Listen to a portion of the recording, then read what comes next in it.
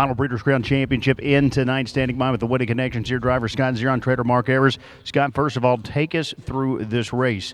It seemed you didn't want to get away third in there. You removed on Yannick once he made the top. You saw Paul Mack down the move, of course, with the Beach Glacier in the opening turn.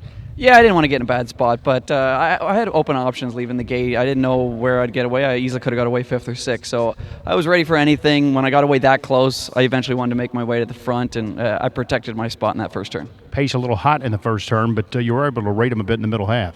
Yeah, he kind of rates himself a little bit because he's eager for competition, so he did all that himself. We found a little competition through the stretch because it looked like Gulf Shores actually headed him for a moment. Take us through that.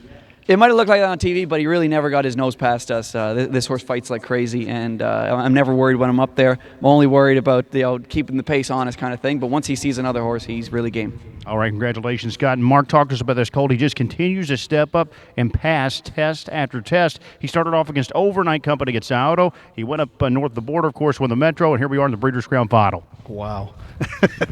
We're just really impressed with him. Everything he does just surprises us every week, so we're just can't hardly believe it. And it's quite a story how you acquired Monty Mickey. I believe you bought the mare at Harrisburg and ended up breeding her to Always Be Mickey, of course, as her first foal.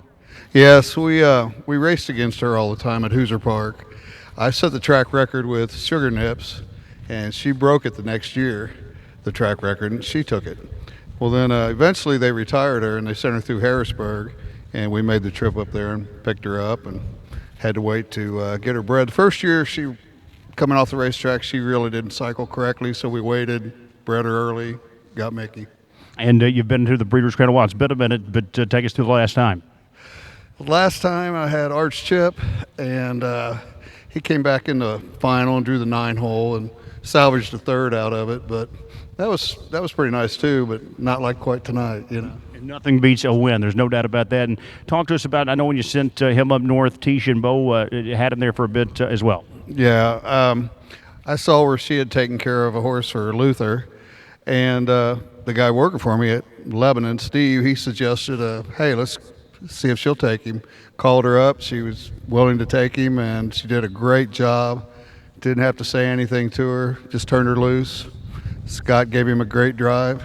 It all worked out. It all worked out, and it's wonderful here tonight. Congratulations goes out to Team Monty Mickey, trader Mark Evers, driver Scott Zeron, all the connections. He takes the final Breeders' Crown Championship here on a rainy night at the Big Apple.